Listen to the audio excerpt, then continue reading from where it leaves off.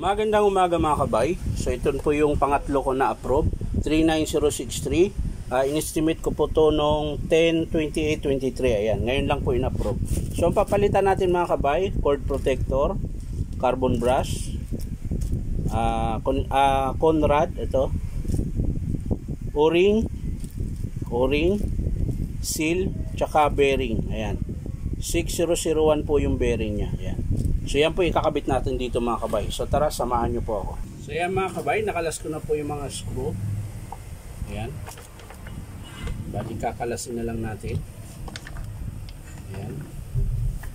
So ito po yung unit na nakakatamad i-repair. Dahil lahat po kailangan mong baklasin. Nakakatamad i-repair ito mga kabay. Sa totoo lang.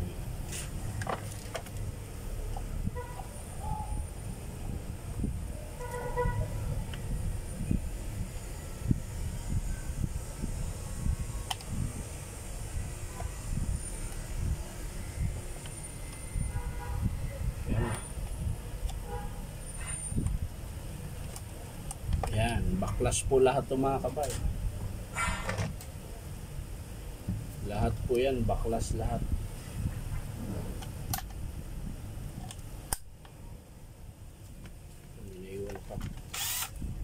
Naiwan pang dalawang.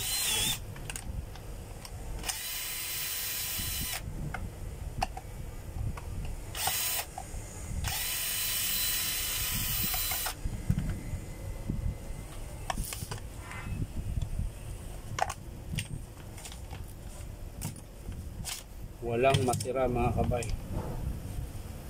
Lahat po baklas.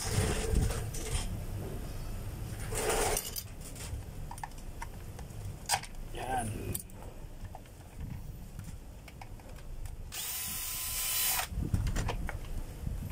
Mabit pa rin.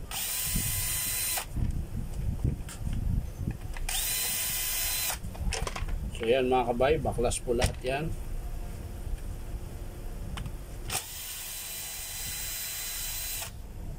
Wala pong matitira nito, kundi lahat puro kalas. Kaya mga kabay, magandang umaga ulit sa inyong lahat dyan. Okay na sa mabuting kalagayan po tayo lahat. Sa mga hindi pa po nakasubscribe sa aking channel mga kabay, baka naman po.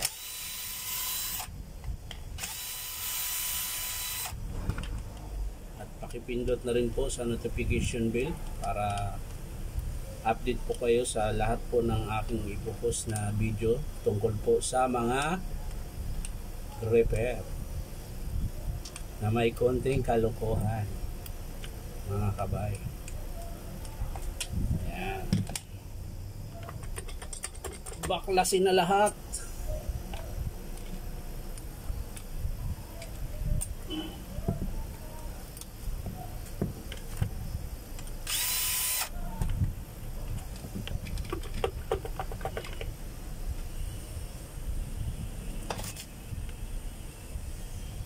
So yung bearing mga kabay, ito po yun.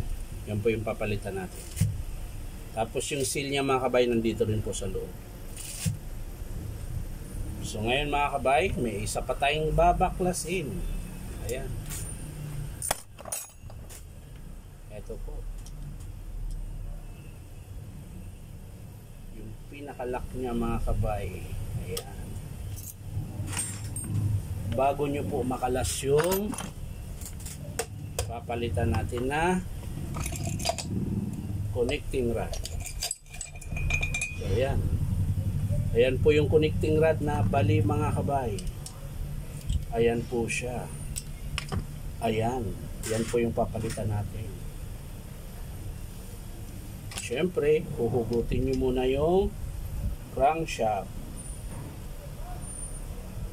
Ayan. So yan na po mga kabay. Nabaklas ko na. So tara, maglinis na po tayo.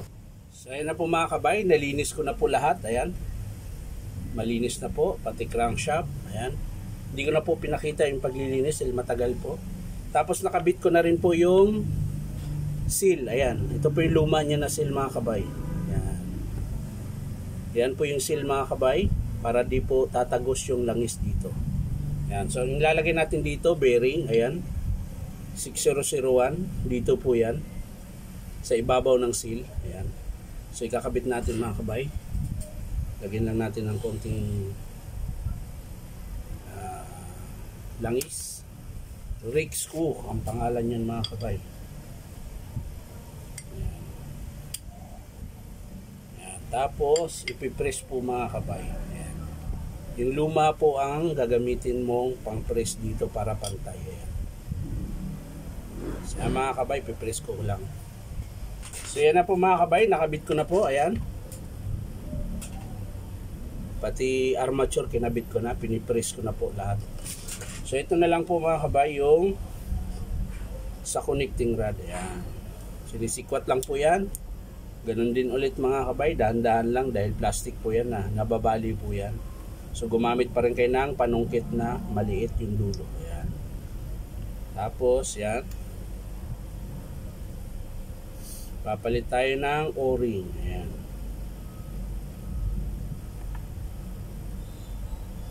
Ito po yung o-ring mga kabay.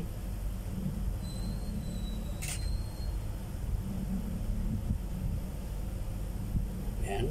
Tapos connecting rod. Ito yung connecting rod mga kabay. So ikakabit na po natin yan. Tapos yung pin. Ayan. Tapos babalik natin yung lock. Para hindi gagalaw yung pin. Ayan. Yun. So okay na yun mga kabay. Pwede na po ikabit yan. Tapos sa striker naman mga kabay. Ayan. Papalit din po tayo ng o-ring.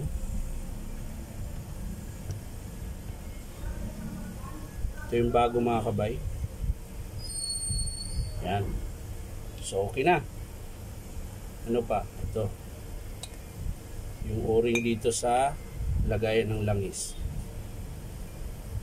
Ito yung luma. Ito naman yung bago mga kabay. Yan.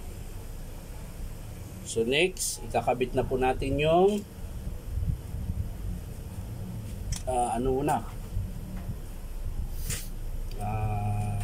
gagrasahan ko muna mga kabay. Yan na po mga kabay, kakabit na po natin yung striker. Yung striker po, kakabit na natin dito. Ayan. Ayan. Tulak lang natin. Tapos grasa ulit mga kabay. Lagyan natin ng grasa ulit. Konti lang mga kabay. Ayan. Baka naman mabulunan. Ayan. Tapos yung connecting rod piston. Ayan. Ayan. So ganyan po pagkabit niyan mga kabay. Tapos syempre kakabit na natin dito mga kabay. Tutusok lang naman to eh. Ganyan. So yan mga kabay. Lagyan ko na pong grasa, nakabit ko na yung connecting rod. So, lalagay na natin dito mga kabay. Ayan. Tapos, ikot-ikot mo lang. Yan. Pag bumaba ito, yun, pwede na yan. Haluin mo lang ng rubber mallet. Ayan. Tapos, sabay, lagay ng circlip. Ayan. Ito po yung lock niya mga kabay. So ito pa rin gamit natin mga kabay.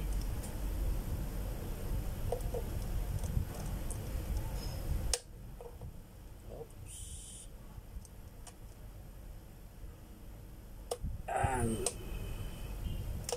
Yun. Pasok na mga kabay.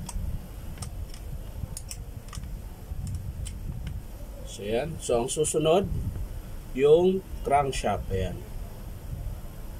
Bali, ganun lang po ang foreman pag kinabit nyo. Ayan mga kabay. Ayan. Nakaganyan lang po yung connecting rod. Ayan. Yung connecting rod. Para papasok po yan dito. Ayan. Sisintro mo lang mga kabay. Ayan. Tapos sabay tusok ng crankshaft. Yung nakasintro. Ayan. Tapos alalayan nyo rin dito. Ayan, pasok na mga kabay. Tapos iikot nyo lang pa ganyan. Para hindi siya makalas. Ayan. So yan mga kabay, kakabit na natin dito. Ayan mga kabay, kakabit ko na. Lalagyan ko na po ng grasa. Yun. So kakabit na natin yung screw.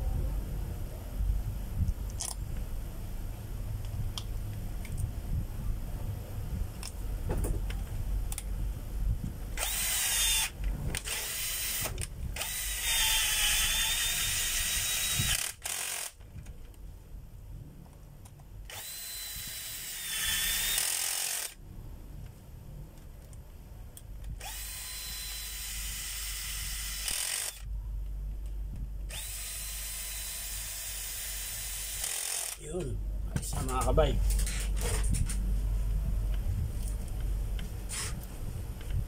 Yan. So yan mga kabay, lalagyan po natin ng langis.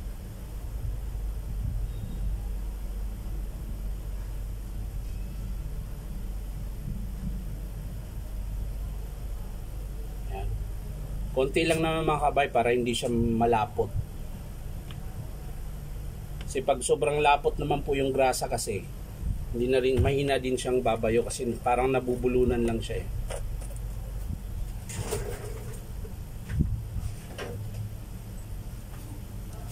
So ayan, kakabit ko na po yung takip, ayan, tapos yung cord. So ayan na mga kabay, nabuo ko na po, takip na lang ang kulang. So titesting muna natin mga kabay bago natin isara.